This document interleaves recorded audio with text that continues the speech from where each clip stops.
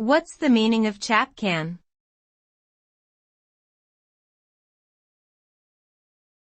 Chapkan.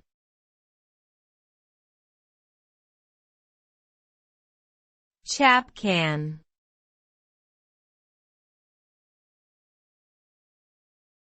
Chapkan.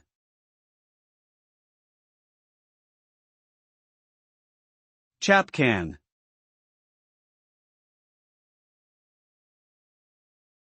Chapkan is a type of traditional coat worn in Central Asia, particularly in Afghanistan and Pakistan.